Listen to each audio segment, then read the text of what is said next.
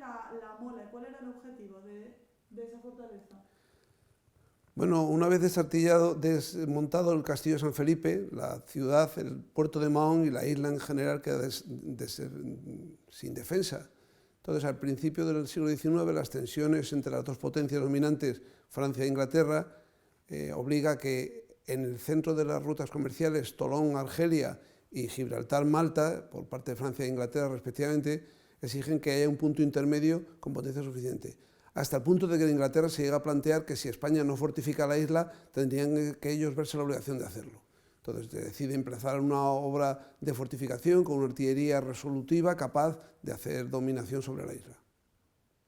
Para alguien que nunca haya visto la Mola, ¿cómo se podría describir? Sin entrar mucho en tecnicismos, pero ¿es una fortaleza? Es una fortaleza, no es un castillo, es una fortaleza donde la estructura arquitectónica militar da seguridad al arma resolutiva que es la artillería de largo alcance. Y la definición es espectacular, es por su grandiosidad y por su tamaño en sí, la magnificencia es espectacular. ¿Hasta qué punto se puede decir que se conoce la historia de la Mola?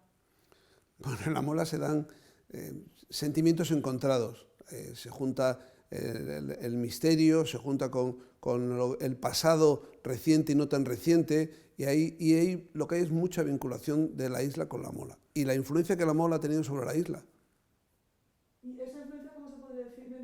Es decir, ¿porque ha estado presente en todos los episodios históricos relevantes? Bueno, porque la isla en general, Menorca es una especie de un portaaviones en medio del Mediterráneo occidental.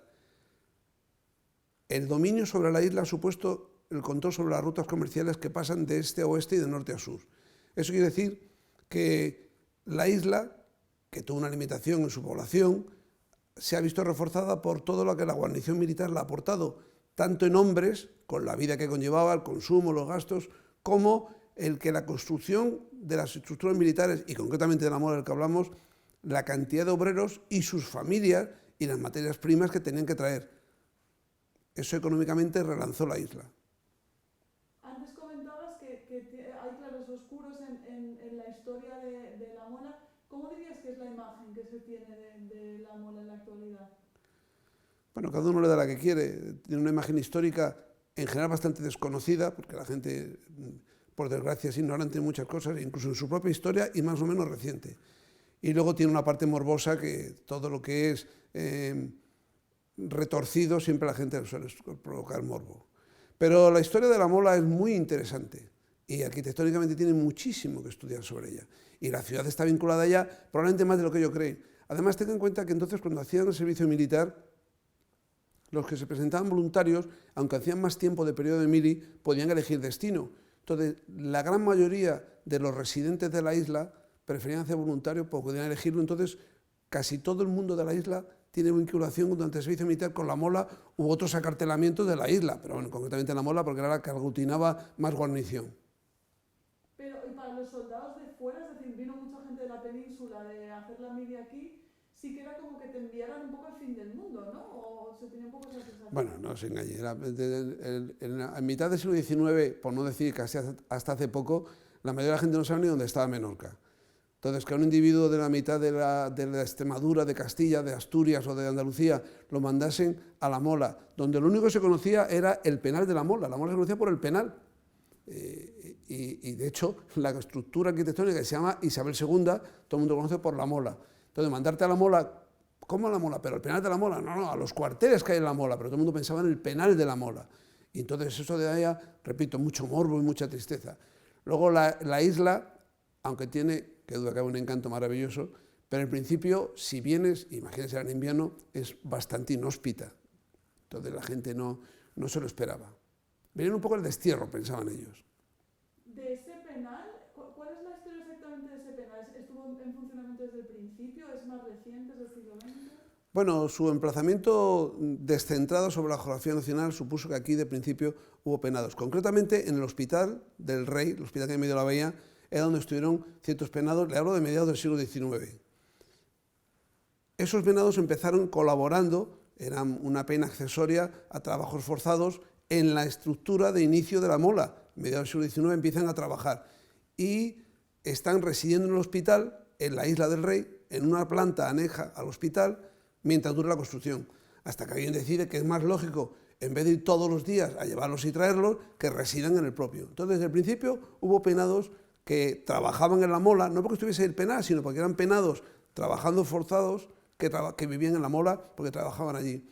En 1870 ya hay constancia de ellos y en 1891 es cuando oficialmente se inaugura el penal de la mola, como penal, aunque ya había antes penados viviendo en la mola. Y luego en el siglo XX, sobre todo antes de la Guerra Civil, Sí. incluso después cambió un poco la fama, no sé qué papel Sí. jugó en el siglo XX. Sí, sí. El penal, al principio era un penal militar, era una prisión del Estado. Entonces, insurrectos, gente de Cuba, gente de Filipinas, aquellos conatos de alzamientos militares muy decimonónicos que había, acababan todos en el penal, incluso militares, pero a nivel de brigadier, a nivel de general, le digo, que tenían una pena y se les condenaba, se les arrestaba a 6 meses, 1 año de prisión, lo que fuese, venían al penal. Entonces, un penal militar, era un penal del Estado, como ahora, la prisión, pertenecen al Estado. Entonces venían penales del Estado. Lo que hubo posteriormente eran simplemente soldados arrestados, no arrestados, sino condenados por delitos graves o menos graves y estaban allí encerrados, digamos, penando. Así duró hasta después de la guerra, en que el penal cambia de emplazamiento físico, pasa de unos locales a otros, pero sigue siendo un penal militar, hasta el año 70 en que se clausura. En la historia de la mola, ¿qué lugar dirías que ocupó lo que sucedió durante la Guerra Civil? ¿Cómo influyó los sucesos de la Guerra Civil en la imagen que se tiene de la mola o en la propia historia? Bueno, es un capítulo triste a todas luces, independientemente de la tendencia o la ideología que tengas, porque piense que aquí en la isla todo ocurrió entre gente de aquí. Entonces, es un tema que pasa de puntillas todo el mundo por encima de él. Pero sí que influye porque todo el mundo tiene a alguien, un familiar cercano muy vinculado con los hechos que ocurrieron. De un lado, del otro, para buenos y para malos. Es decir, no ciñéndonos a la historia puramente. ¿Y cómo se podría explicar, Javier, qué sucedió aquí, en la mola? Es decir, así en resumidas cuentas, aquí hubo una parte de los soldados que se adherieron al alzamiento, ¿no? Empieza así. Bueno, en principio eso es un hecho histórico, está constatado en los libros. En un principio la cúpula de oficialidad se adhiere al alzamiento, cuando fracasa en Palma, con las consecuencias que tiene, aquí no tiene consecuencias, y un grupo de suboficiales con tropa, marinería, en mayoría de ellas, por cierto, pues se hacen con el control. Y hasta que viene Brandaris, el teniente coronel, que pone orden, pues reina la anarquía, y hay conatos de todo, de desaprensivos, hasta que se pone orden. Cuando se pone orden, pues cuando se quiere poner orden ya se habían cometido muchas atrocidades, demasiadas. Y luego cambia la vuelta, los que vienen después, pero pasados los primeros momentos, los primeros días que se cometen los asesinatos, en realidad luego simplemente fue un presidio y acabada la guerra cambian las tornas.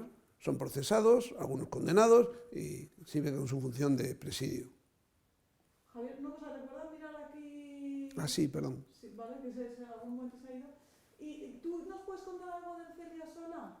¿De? El Celia Sola, de la mujer que se supone que está detrás de esta leyenda de la Dama Blanca. ¿Tú conoces algo de...?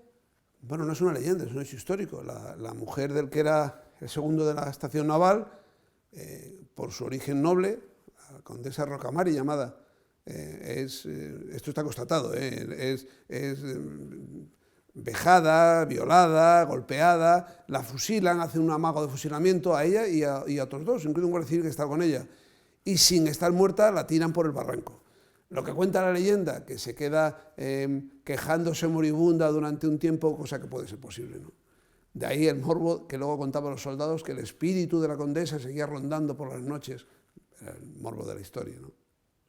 En la zona donde se supone que la tiraron, es la zona de la Punta del Esperó. ¿Cómo, o sea, alguien que no haya visto esa zona, cómo es? ¿Es la zona más, no sé, más al sur? Es un acantilado. La mola es una estructura rocosa, una mola, nunca mejor dicho, que salvo por una parte, por los otros, cuadrangular, salvo por una parte, por las otras dos, 2 partes, las otras 2 son acantilados de 15 a 20 metros, 30 metros en algunos sitios, prácticamente verticales, que rompen en el mar, por lo cual es inaccesible. Por eso arriba se emplazaron las piezas de artillería con un alcance larguísimo, que además eran inexpugnables, ya repito.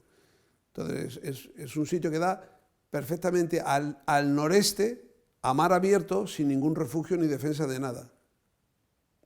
¿Y cómo sería, no sé si lo has visto alguna vez, has tenido la experiencia, pero cómo sería hacer una guardia nocturna en la Mola? Habla tú de esta leyenda, es decir, es un sitio realmente, pues, me imagino que de noche es la nada. Bueno, hay situaciones que se pueden contar, pero según quién no las puede entender. Solo el que ha hecho guardia 2 horas en medio del campo, a oscuras, con un arma con munición de guerra a la mano, sin nada que hacer a las 3 de la mañana, normalmente en sitio inhóspito y frío, solamente el que lo ha hecho sabe lo que es eso, ¿no? El tiempo no pasa, estás asustado, todo te parece amenazante. Imagino que si esto le ponen los parámetros de la Mola, donde hay un acantilado al lado, donde sopla el aire sin que haya tramontana, ya sopla un aire de por sí para levantar una cometa. Si encima sopla tramontana, ya ni te cuento, vamos, aquello es terrible.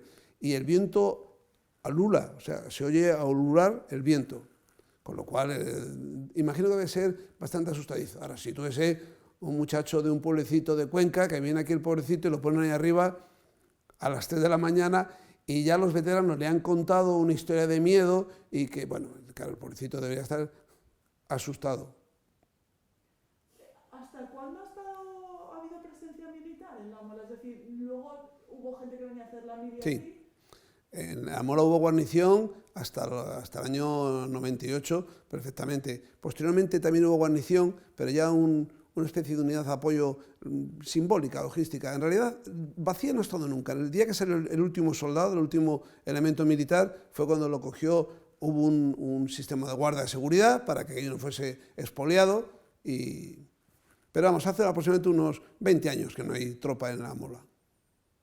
¿Y la cárcel, esta cárcel de la que hablamos, hasta cuándo ha estado en uso el penal de...? Hasta el año 70 estuvo en prisión militar. Era una prisión militar, o sea, el soldado que cometió una falta leve la cumplía en el arresto en el cuartel, y el que cometió una falta grave era procesado y lo mandaban 1 mes, 2 meses o 6 meses a prisión militar. Por prisión militar, igual que está actualmente la de Alcalá, entonces, o antiguamente estaba el Hacho en Ceuta, y una de ellas era el penal de la Mola. ¿Y tenía peor fama, por así decir, que las otras? Bueno, claro, es que esto queda muy a trasmano de todo. Entonces, mandarte a la Mola era mandarte al fin del mundo. La gente no sabía ni dónde estaba.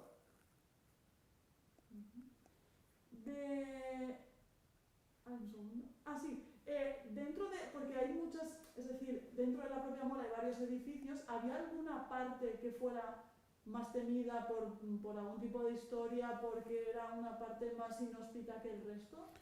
No, bueno, en la Mola las estructuras antiguas, las fortificaciones de mediados del siglo XIX, son en sí bastante fantasmagóricas. Son enormes, son pasillos largos, prolongados, galerías, todo subterráneo. La parte de los cuarteles, hay los cuarteles altos y los cuarteles bajos. Unos son de finales del XIX y otros son de principios del XX y otros son de finales del XIX.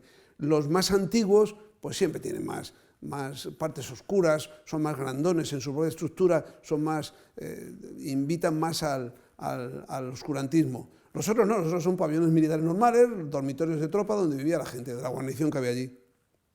¿Tú recuerdas la primera vez que fuiste a la Mola? ¿Qué sensación te produjo? Bueno, la Mola es que desde aquí vista, no sé, me refiero desde aquí, del otro lado de la bahía, no te das cuenta lo grande que es, porque al ser el sistema atenazado, no sobresale sobre el terreno, está hundido en el terreno. Cuando llegas allí te das cuenta, lo primero, de las proporciones de la Mola. Te das cuenta que es enorme, ¿entiendes? Descubres por qué durante 2 años arruinó las arcas del Estado en tiempos de Isabel II, porque costó allí una fortuna. Todo era una máquina de comer dinero, por más que le metiese recursos, aquello se lo comía. Donde empezaron 150 obreros, llegaba hasta 3.000. Y con recursos, canteras, barcos, trayendo materiales, y aquello era una cosa enorme. Y además, siempre se cuenta que la Mola no sirvió para nada porque nunca fue atacada. Claro, precisamente para eso sirvió, para que nunca fuese atacada. Era tan coercitiva en sí misma que nunca fue necesario utilizarla.